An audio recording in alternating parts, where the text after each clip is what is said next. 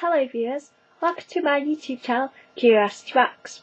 In this video I'm going to review Sucker Punch because I saw it tonight. So that's the sort of picture for it. So here's the ticket as proof that I saw it tonight. Tuesday the 5th of April, could speak that out. Sucker Punch. So this I themed my outfit again. And I just took this together in about 5 minutes, to be honest. I had this outfit on, and I went with trousers to it. I think it looks cool.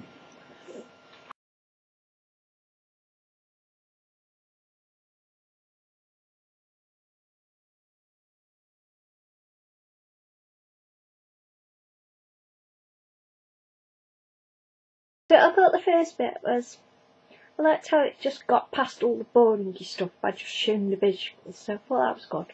But then we get to the actual institution, and we just like see the girls for a split, the other girls for a split second, and that's it. And then the guy whispering about lobotomies. Then for some reason, then she goes for a lobotomy, and for some reason, instead of her dreaming about, she's not even dreaming, it's just an instant or something. Instead of her imagining how she can escape from the actual institution she's in, we've got to have the stage where she imagines they're all prostitutes and strippers. So they can all stand, apparently it's meant to believe that she just sits there, imagining they're all prostitutes and strippers, so they can stand about in the pants and the corsets the whole time, even when they're not actually stripping. Even during the day they're standing about in pants and knickers and corsets. And it's just an advert for Agent Provocateur, this film is, really. I just thought it was a load of bollocksing shite. And then, because we don't find anything out about the girls, we don't find, I would have wanted to know where they're actually in the institution, where they were put there, who they are, what their actual proper names are. That would have been nice, knowing what their actual names are, instead of their imagined and completely, basically irrelevant stripper names. And then, this babe doll, she's the big hero of Sucker Punch. But she doesn't do anything. She just stands on the table, shuts her eyes, and it implies that she just shuts her eyes and she's wiggling her boobs and just wiggling her arse about and shoving her bits in people's faces. She doesn't even do it out. She lets all the other girls do everything, while she just stands about wiggling her bum. Some kind of hero she is, eh? Then it's just, this film is just totally irrelevant. Most of it is.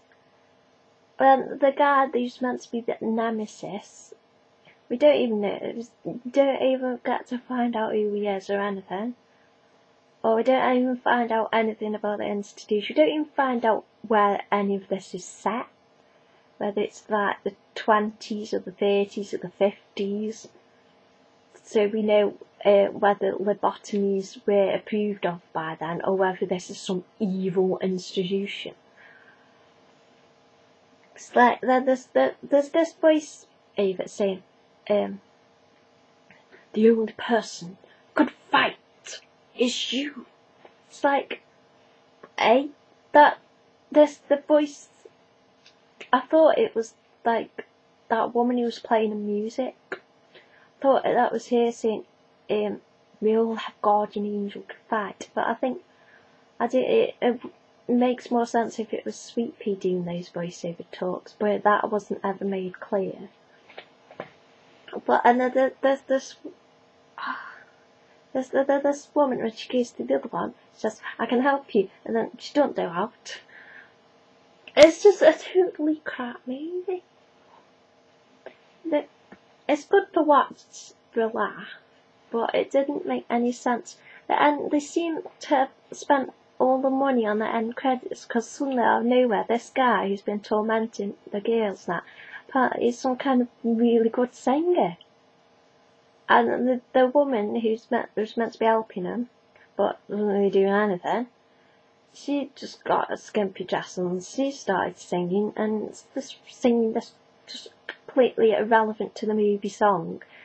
And everybody's got really elaborate costumes on and everything, and it's all on the end credits. It's like, what? And then Baby Doll's stripper costume, that's an incredibly sparkly stripper costume at the end. It's like, and then Baby Doll doesn't even get out the institution or anything. She still gets lobotomised. Sweet Pea escapes on a bus somewhere. It's like, this is your story. It's like, what story? And then, it wasn't clear whether the other girls knew that Baby Doll was imagining all this stuff and knew that they were in this adventure and they actually went into that adventure. Because if not, she's just getting everybody, like, stick your hands in his coat pocket, Nicky's latte. It's like, well, this, the things they had to do was like, oh, just take a map out that room.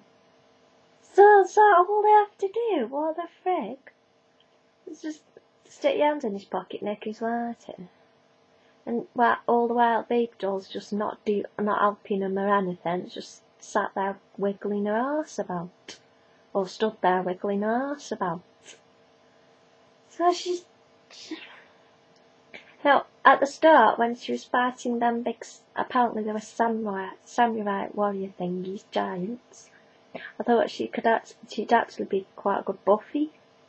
And I thought, if this had been twisted about and actually made into a Buffy film, if this had been the original Buffy film, it would have been pretty cool.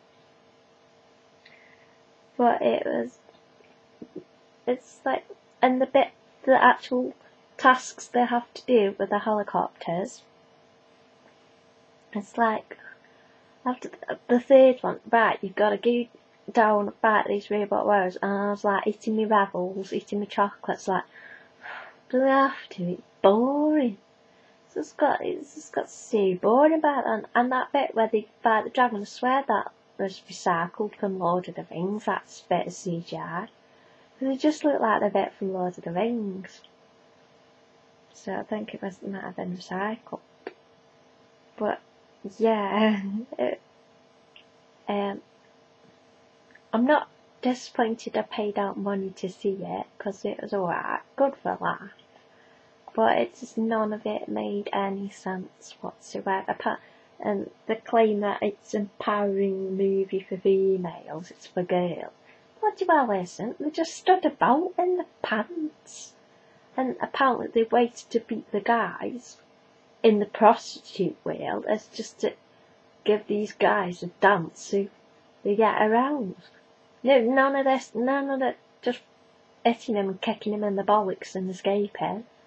No, just, take the clothes off and wiggle me boobs in your face. That's the way to defeat him. They could have actually used that woman who was playing the music. They could have had it leading an uprising and making the girls feel really strong and empowered in the actual institution, and then add the fantasy fighting bit from there. But as the bit where they all had to be prostitutes and strippers, that was very obviously just to get a male audience, just for teenage lads to pay for a ticket. I was really excited about this when I read about it. It's about she's in the institution, escapes into a dream world. The concept sounded really good, but it's just really awful movie. So, they're my thoughts on Sucker Punch. If I particularly want to see it at the big screen, fair enough, but don't expect anything brilliant. It's just incredibly, it's like, because you don't find out, because you've got the main girls who are meant to be like action heroes, but you don't find anything out about them. You don't know who they are, you don't know real names even. So the stuff that happens to them, for starters, she's imagining it all, so it does not really makes any difference, to be honest, because she doesn't actually do anything.